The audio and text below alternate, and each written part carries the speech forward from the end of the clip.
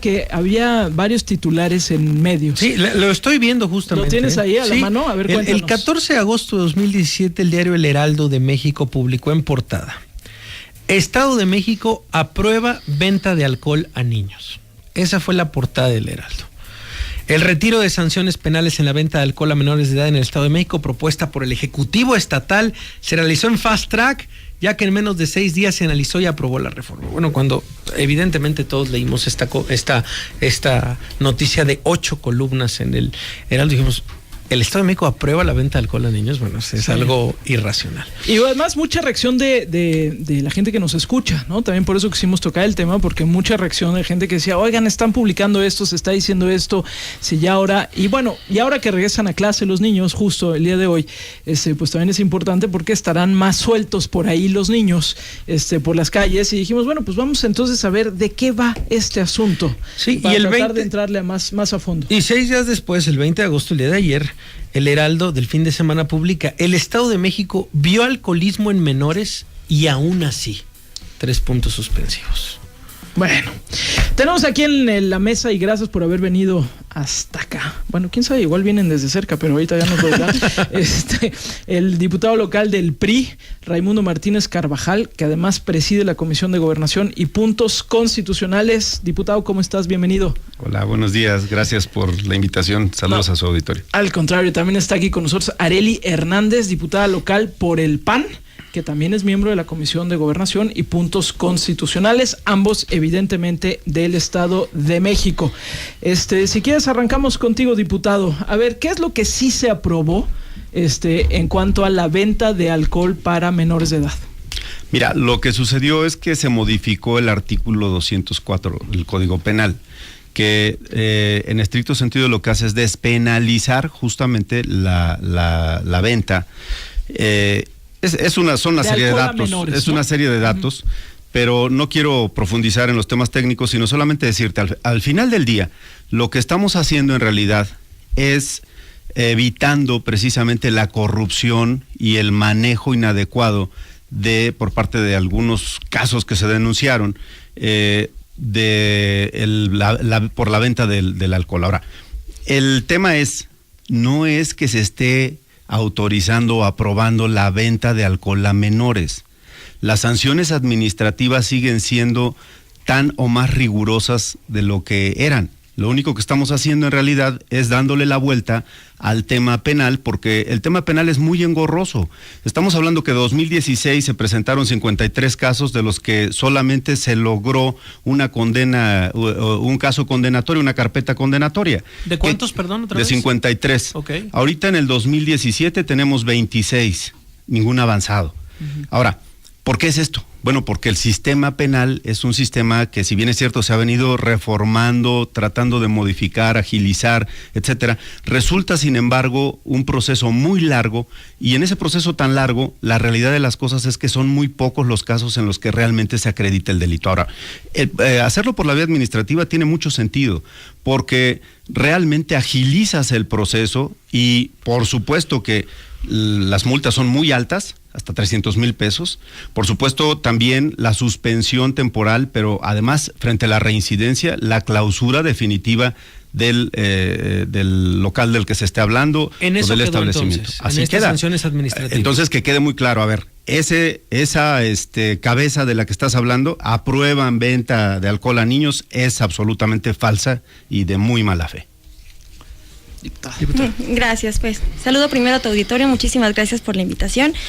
Y pues yo creo que aquí la situación que tenemos más compleja es que, si bien es cierto, ya existe una sanción administrativa, lo que se le está quitando es la forma penal. Lo que se le está quitando es la gravedad de la situación que tenemos para las personas, o sea, para la venta de bebidas alcohólicas. Y sobre todo esto se hace con el énfasis para beneficiar al sector restaurantero, para que puedan permitir esa venta. ¿Qué es lo que pasa con esta situación? Tenemos dos cosas, podemos poner un ejemplo. Tenemos un restaurante o un antro que van menores de edad o que van mayores de edad. Hay un cadenero, hay meseros, hay también un jefe de piso, un gerente, etcétera. ¿Qué es lo que pasa en esta situación? Tenemos que un mesero se le ocurre vender alcohol a menores de edad. Ahora bien, tenemos que el cadenero es el que permite el acceso a los menores de edad. ¿Qué pasa con esta eliminación, con esta eliminación, despenalización? ¿Qué es lo que pasa con eso? Pasa que ya no se va a sancionar directamente a la persona que lo hizo, sino ya va a ser de forma genérica a todo el consorcio restaurantero. Ya no va a afectar directamente a una persona, va a afectar a una corporación. Se supone que con esto se pretendía eliminar actos de corrupción. Si realmente queremos eliminar actos de corrupción, tenemos que hacer penas más severas. Tenemos estudios por parte de la Secretaría de Salud con la Secretaría de Gobernación que dicen que el menor necesita necesitan mayores incentivos. ¿Qué quiere decir? Que si nosotros le damos una pena diciendo que el alcoholismo o el alcohol se puede vender a menores o mayores de 18 años, estamos teniendo como consecuencia que los adolescentes quieran romper esa ley, que quieran romper esa regla. Entonces, por eso es que proponen estos estudios que el alcohol se ha elevado a un rango mínimo de 21 años. ¿Por qué? Porque el cerebro no ha dejado de madurar. Entonces, si nosotros empezamos a quitar esta agravante, lo que estamos ocasionando es permitir que se generen actos de corrupción, porque ya nos vamos directamente con los inspectores, nos vamos directamente con los visitadores para que ellos sean los que penalicen o sancionen, más bien, que es un tema administrativo, y que la sanción pueda ser pecuniaria, que se vaya a una sanción económica mayor, pero no siga habiendo una pena, que eso es lo que nos preocupa a nosotros y es lo más grave que tenemos en esa situación. Claro. Diputado, comparación con otros estados. En otros estados se penaliza esto, solo una falta administrativa. ¿Cuándo se reforma el reglamento, la Constitución a nivel local para que se penalice, para que haya un castigo penal y después se quita? ¿Por qué no funciona, etcétera? Cuéntenos un poco esta historia. Bueno, a ver, de las 32 entidades federativas, 23 no han penalizado esto que era un delito penal. No lo tienen considerado así, sino como falta administrativa. 23 de 32. O sea, de entrada, pues no es un tema que nos distinga, digamos, como el único estado que hizo esto. Para nada. Creo que más bien la lógica del sentido común que tiene precisamente el observar cómo se comporta la conducta ciudadana y la conducta de empresarios, etcétera, quienes están vinculados a este fenómeno, pues tiene más bien una conclusión muy clara. Es mucho más ágil hacerlo por la vía administrativa, es mucho más eficaz y al final del día todos reconocemos que el tema de la corrupción y la impunidad es justamente lo que pues nos hace más daño en la sociedad. Pero ese tema es un tema que abarca a toda la sociedad en su conjunto, no es solamente privativo de algún grupo en particular. En consecuencia, aquí, en este caso en lo particular, lo que estamos haciendo es precisamente combatiendo corrupción e impunidad, buscando un esquema muchísimo más ágil y al mismo tiempo, ciertamente, promoviendo la competitividad, el desarrollo económico y la generación de empleos. Eso sí es un efecto colateral de una modificación en una norma, como suele suceder siempre que se modifica el marco jurídico. Sí. Pero a ver, nada más ahí ahorita vamos con la diputada, pero aquí nada más, diputado, ¿por qué el que haya una sanción administrativa eliminaría o llevaría a una reducción de la corrupción? Entiendo lo que nos dice de la parte previa de si es si está penalizado, entonces bueno, dado la complejidad del proceso, bueno, hay como más momentos, digamos, más tiempo para la corrupción. Pero ¿por qué si es una sanción administrativa se eliminaría la corrupción? Al contrario, parecería que podría ser incluso más fácil decir, bueno, pues entonces mejor te doy una lana y ya no me acuses. Puede ser incluso más rápido, ¿no? También. Bueno, a ver, el hecho es que este sector económico, lo que vine observando es justamente un proceso en el que se incrementaron los fenómenos de corrupción. ¿A qué se refiere esto? La idea de que genera el que personas menores de edad lleguen a antros, a lugares pues donde normalmente se expenden bebidas embriagantes, hace ya de suyo complicado el tema, pero cuando esto además es sembrado, es decir, cuando se encuentra una conducta recurrente de sembrado de jóvenes que consumen cosas y de pronto se configura una suerte de presión por parte de funcionarios corruptos, pues entonces es el tema que se está tratando de evitar, es decir, no dejar que este sector económico sea sujeto de permanentes chantajes y presiones por parte de personas que buscan obtener recursos por esa vía. Este es el tema que se ha venido suscitando de manera recurrente y es a lo que se está enfocando justamente esta reforma. Lo único es que no me queda claro cómo entiendo que se haya dado, lo que no me queda claro es que ahora que sea una falta administrativa en lugar de un tema penal, se vaya a reducir, digamos, este escenario de corrupción. A ver, y hay que dejar claro una cosa, porque probablemente lo que más comezón generó es el tema de que no se duplicara la pena como venía establecido en el anterior el articulado del Código Penal. Pero hay que decir una cosa, el artículo 220 de la Ley General de Salud, es una ley federal, tipifica como equiparable el delito de corrupción de menores la venta de bebidas alcohólicas a menores de edad. Es decir, prevalece el marco penal en última instancia. Digo, para aquellos que sean muy puristas y piensen que la ley por sí misma frena las conductas de las personas y modifica y perfecciona la convivencia en sociedad. Yo soy de los que piensa que no, que este tema en realidad tiene que ver con el trabajo que hacemos todos. Es decir, en efecto, puede ser un tema en el que tú dices, bueno, ¿cómo eliminas la corrupción?